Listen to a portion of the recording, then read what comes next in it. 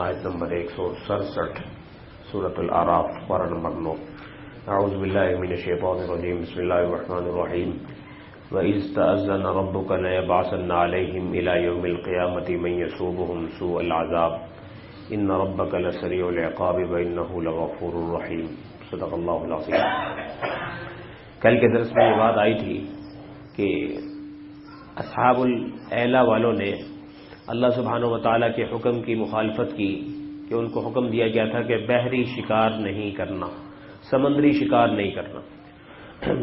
تو علماء فرماتے ہیں کہ اس امت میں بھی ایک حکم اسی طریقے سے ہے کہ حج کے دنوں میں امت مسلمہ کو بری شکار سے منع کیا گیا کہ آپ جب حالت احرام میں ہوں تو آپ خشکی کا شکار نہیں کر سکتے۔ حالانکہ وہاں پر حرم میں کبوتر آپ کے پاس پھر رہے ہوتے اور اس قسم کے جانور چھوٹے چھوٹے جو ہے وہ ڈرتے بھی نہیں آپ سے، لیکن حکم ہے کہ آپ سے ان کو امن ملنا چاہیے اور وہ آپ سے خائف نہ ہو۔ اگر کوئی اس حال میں شکار کرتا ہے تو اللہ تعالیٰ کے حکم کی مخالفت شمار ہوتی۔ تو اسی طریقے سے شریعت کا ہر حکم جو ہے وہ اس کے لیے حلال کو اختیار کرنے کا حکم دیا گیا ہے تو حرام سے بچنے کا حکم دیا گیا ہے۔ اور جب ان کے عذاب کا ذکر کیا تو ان لوگوں کا ذکر کیا جنہوں نے روکا تھا اور ان لوگوں کا ذکر کیا جن پر عذاب آیا تھا، لیکن جنہوں نے خاموشی اختیار کی تھی کل ذکر کیا تھا کہ اللہ تعالیٰ نے ان کا تذکرہ کرنا پسند نہیں کیا۔ ہم جس دور میں ہیں، ہم معاشرے میں باپ ہونے کی حیثیت سے، چچا ہونے کی حیثیت سے، بھائی ہونے کی حیثیت سے اپنی خواتین کو دینی باتیں بالکل بتانا چھوڑ چکے۔ جو خواتین لمبے ناخن رکھ رہی ہوتی ہے اس سے نماز بعض دفعہ نہیں ہوتی، ہم اسے منع ہی نہیں کرتے، ہم کہتے ہیں یہ تیرا شوق ہے بھائی، ہم کیا کر سکتے ہیں۔ حالانکہ لمبے ناخن رکھنے سے بعض دفعہ پانی اندر نہیں جاتا، اسی طریقے سے ناخن پالش لگانے سے نماز نہیں ہوتی، وہ ناخن پالش عام لگی ہوتی ہے، ہم اس کو روک نہیں پاتے۔ تو ایسی باتیں ہم پر فرض بنتا ہے کہ ہم ان کو روکیں، وگرنہ یہ ہماری نماز، روزے، اعمال یہ ہمیں اللہ تعالیٰ کا قرب نہیں دلا سکیں گے، بلکہ اللہ تعالیٰ کو جو ہے ایسے بندوں کو ناپسند کرتا ہے۔ اسی طریقے سے سڑکوں پہ جناب ماڈل ٹاؤن کی طرف جائیں نا آپ تو سارے بورڈ لگے ہوں گے، رات کے وقت میں لائٹنگ ہو رہی ہوتی ہے اور سب لڑکیوں کی تصویریں اشتہارات کی بنی ہوتی ہیں۔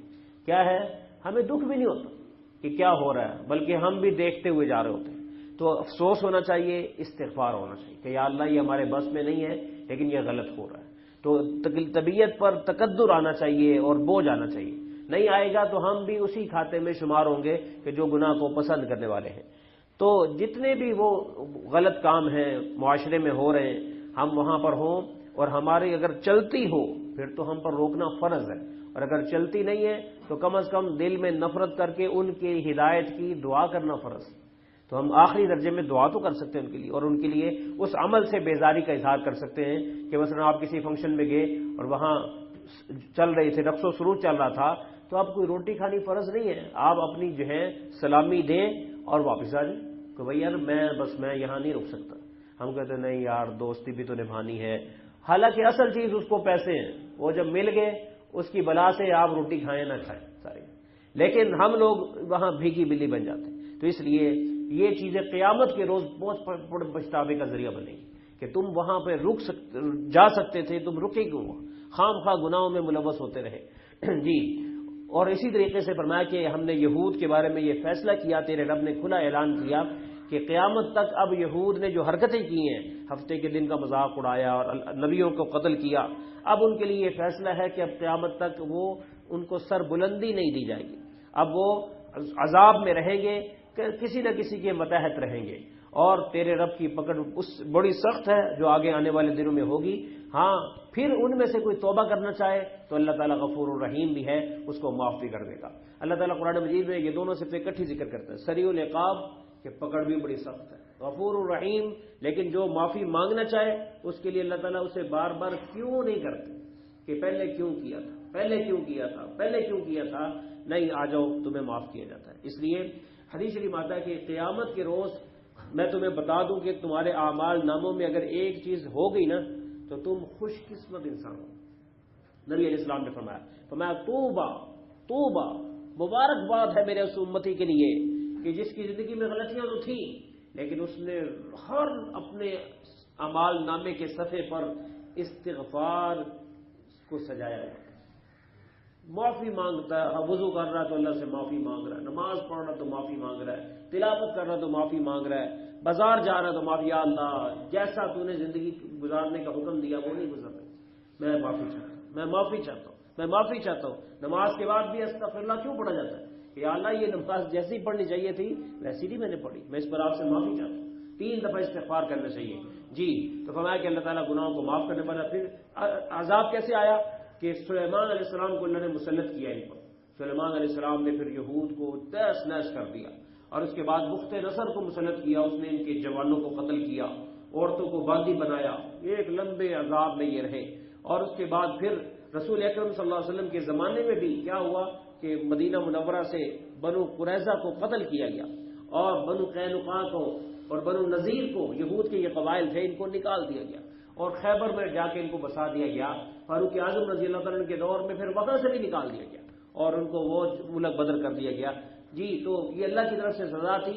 فرمایا کہ وَإِذْ تَأَذَّنَ رَبُّكَ لَيَبْعَثَنَّ عَلَيْهِمْ إِلَى يَوْمِ الْقِيَامَةِ مَن يَسُومُهُمْ سُوءَ الْعَذَابِ، جب تیرے رب نے یہ خبر دے دی کہ یہود پر قیامت تک کے لیے اب ایسے شخص ضرور بھیجتا رہے گا اللہ جو انہیں عذاب دیتا رہے گا، کیونکہ ان کے گناہوں کی پاداش میں ان کے لیے فیصلہ ہو چکا۔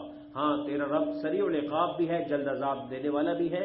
وَإِنَّهُ لَغَفُورٌ رَحِيمٌ، ہاں وہ گناہوں کو بخشنے والا بھی مہربان بھی ہے، جو توبہ کر لے، ضد چھوڑ دے اور استغفار کرے، معافی مانگے تو اللہ تعالیٰ اس کو معاف کرنے والا بھی ہے۔ وَقَطَّعْنَاهُمْ فِي الْأَرْضِ أُمَمًا، عذاب کی ایک اور شکل بتائی گئی کہ ہم نے ان کو پھر تقسیم کر دیا، تو فرقہ بندیوں میں پڑ گئے، یہود ٹکڑے ٹکڑے ہو گئے، فرقہ بندیوں میں پڑ گئے۔ اور نبی علیہ السلام نے فرمایا کہ جب میری امت یہود والے کام کرے گی تو یہود والے ہی سزائیں ان کو بھی ملیں گی۔ آج ہم بھی دیکھو ہر مسجد میں ماشاءاللہ 2 گروپ ہیں، 3 گروپ ہیں، ہر جماعت والے کی علیحدہ گروپنگ ہے۔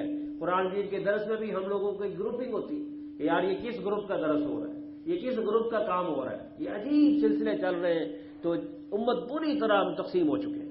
یہی وجہ ہے کہ پوری دنیا میں ہمارے پاس ایٹمی طاقت بھی ہے، لیکن ہم سے ڈرتا ورتا کوئی نہیں، کسی کو اوپر پریشر ہی نہیں ہے، کیوں کہتے ہیں یہ خود ٹکڑے ٹکڑے ہوئے۔ وہ ہمیں ہندوستان والے تانا دیتے ہیں کہ ہمارے ہاں ہندوستان میں کبھی کسی مسجد میں بم بلاسٹ نہیں ہوا، یہ تم لوگوں کی ہمت ہے کہ تم اپنی مسجدوں میں بم بلاسٹ کرتے ہو۔ اور بم بلاسٹ ہونے کے بعد کیا ہوتا ہے، اس کے بعد بعض علاقوں میں ایسا بھی ہوا کہ جب جنازہ پڑھنے کے لیے گئے تو وہاں بھی بم بلاسٹ کرتے کہ جنازہ پڑھنے کی بھی اجازت نہیں ہے، کرنے والے مسلمان ہو جی۔ اتنا ہم گر گئے تو اللہ کہتا ہے یہ تو یہود کی سزا تھی۔ تو کیا تھا کہ ہم نے ان کو زمین میں ٹکڑے ٹکڑے کر دیا۔ منہم الصالحین، ہٹلر تھا، ہٹلر اس کے دور میں جو یہودی آباد تھے اس نے یہودیوں کو تہس نہس کر کے رکھ دیا، وہی پھر یہودی بھاگ کے امریکہ چلے گئے، دوسری جگہوں میں چلے گئے۔ ابھی بھی یہ جو اسرائیل میں یہودی اکٹھے ہو رہے ہیں، اللہ کا نظام ہے کہ جب یہود کی شامت آنی ہے نا بڑی، تو احادیث سے پتہ چلتا ہے کہ اللہ تعالیٰ یہود کو دوبارہ اکٹھا کرتے ہیں۔ اب یہ ہے کہ تقریباً وہاں لاکھوں کی تعداد میں یہود اکٹھے ہو چکے ہیں، کیونکہ اب بڑا حشر ہونے والا ہے، اور عیسیٰ علیہ السلام کی آمد پر وہ ہوگا، اور تمام یہودیوں کو حتیٰ کہ درخت بھی اور کوئی بھی دنیا کی چیز ان کو پناہ نہیں دے گی، تو اس کے لیے وہ وہاں پہ اکٹھے کیے جا رہے ہیں بڑی سزا کے لیے، وگرنہ یہ قیامت تک اکٹھے نہیں ہو سکتے تھے، ہزاروں کی تعداد میں رہتے تھے۔ فرمایا کہ منہم الصالحون ومنہم دون ذلک، کچھ ان میں سے اچھے بھی ہیں، جو اچھے تھے اللہ نے ان کو ہدایت عطا فرما دی، جیسے زید بن ثانہ، عبداللہ بن سلام، تمیم داری، ومنہم دون ذلک، کچھ اور بھی ہیں دوسرے مزاج کے بھی ہیں جن کو اندر ضد ہے، پھر انہیں ہدایت بھی نہیں ملی۔ وَبَلَوْنَاهُمْ بِالْحَسَنَاتِ وَالسَّيِّئَاتِ لَعَلَّهُمْ يَرْجِعُونَ، ہم نے انہیں بھلائیوں اور برائیوں سے آزمایا تاکہ وہ لوٹ آئیں۔ بھلائیوں سے مراد مال و دولت کی فراوانی، کہ ہم نے ان کو مال و دولت کی فراوانی دی تاکہ شکرانے میں یہ ہدایت کو قبول کر لیں۔ آج بھی دنیا میں اللہ نے سب سے زیادہ مالدار جولز کو بنایا، ملٹی نیشنل کمپنیاں ساری کی ساری ان کے پیچھے جتنے ہیں جولز ہیں، لیکن اللہ کہتے ہیں کہ ہم نے اس لیے زیادہ دیا تھا کہ جہاں اور سزائیں ہیں کچھ شکر ادا ہو جائے تاکہ ان کو احساس ہو جائے۔ بس سیئات، لیکن صرف حسنات نہیں دی، کچھ آزمائشیں بھی دی۔ آزمائشیں اس طرح کی تھی کہ ان پر کبھی جو ہے دنیاوی اعتبار سے آزمائشیں، یعنی ہٹلر مسلط ہو گیا، کبھی نبی علیہ السلام کے دور میں جیسے فاروق اعظم کو مسلط کر دیا گیا، تو اس طریقے سے آزمائشیں بھی اور حسنات بھی۔ علماء نے لکھا کہ یہ ہر انسان کے ساتھ ہوتا ہے کہ اللہ سبحانہ و تعالیٰ سال میں کچھ دن اس کو بیمار کرتا ہے۔ ہم لوگ سیدھا فون کریں ڈاکٹر کو دو، ڈاکٹر کے پاس جانے سے پہلے 2 رکعت پڑھی تھی کہ یا اللہ اصل تو یہ اس وجہ سے آئی ہے کہ میں انسان بن جاؤں، لیکن یا اللہ مجھے معاف کر دے، اور میں سبب کے طور پر ڈاکٹر کے پاس جا رہا ہوں تو اس میں شفا بھی ڈال۔ اب دعا پڑھ کے، دعا مانگ کے، سجدہ کر کے جب آپ ڈاکٹر کے پاس جائیں گے نا تو وہ جو دوا بھی دے گا اس میں اللہ شفا ڈال دے گا۔ لیکن ہم کہتے ہیں نہیں پہلا فون ڈاکٹر میں کتنے میں آ رہا بس بس پورے پاکستان کو گھما دیں گے، نتیجہ کیا ہوگا؟ شفا تو اللہ نے دی تو وہ شفا نہیں ہوتی۔ اس لیے جب بھی تکلیف آئے تو تھوڑا سا سمجھ لیں کہ یہ تکلیف اللہ تعالیٰ کی طرف سے مجھے قریب کرنے کے لیے آتی ہے۔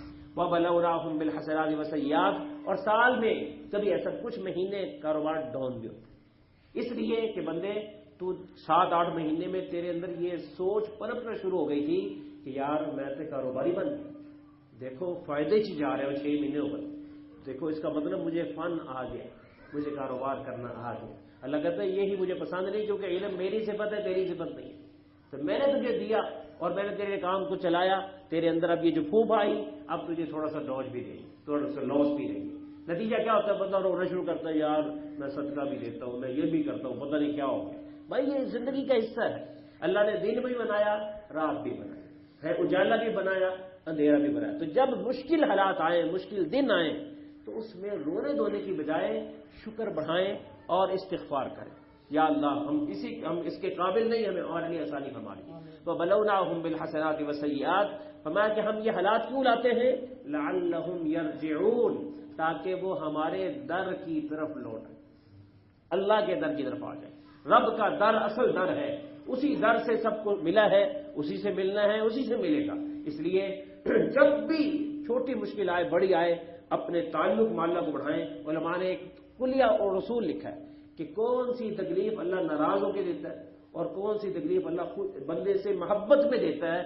جیسے محبت میں نا 2 یار ملتے ہیں نا، جب ڈالتے ہیں ذرا زور سے ڈال دیتے ہیں، چیخیں نکلواتے ہیں، بندہ ہنس رہا ہوتا ہے پھر بھی کہتا ہے کوئی نہیں یار پر آئے گا اپنا، ٹھیک ہے، حالانکہ منہ لال ہو جاتا ہے لیکن کیا کہتا ہے اپنا پر آئے، کوئی بات نہیں۔ تو اسی طریقے سے کبھی رحمت کی جھپی جب بھی اللہ ڈالتے ہیں، آزمائش آتی ہے، تو علماء نے لکھا فرق کیسے ہوگا کہ اللہ تعالیٰ ناراض ہو کے مجھے آزما رہے ہیں یا یہ خوشی میں محبت میں مجھے اپنے قریب کرنے کے لیے آزما رہے ہیں۔ تو کہتے ہیں جس تکلیف کے بعد آپ کا اللہ سے تعلق بڑھ جائے، سمجھ لے اللہ نے آپ سے پیار میں وہ تکلیف آپ کو دی، اور جس تکلیف کے بعد آپ مایوس ہو جائیں اور آپ پہلے سے بھی نمازیں چھوڑنا شروع کر دیں، یہ علامت ہے کہ اللہ تعالیٰ باپ کو اپنے بندوں کی فہرست سے نکالے، مزید مایوس ہو۔ اس لیے کبھی بھی مایوس نہ ہو کہ نہیں یار ہمیشہ اللہ کی دی ہوئی صحت تھی، نہیں ہے تو آج کیا ہوا، میں شکر ادا کروں گا، اللہ پھر دے دے۔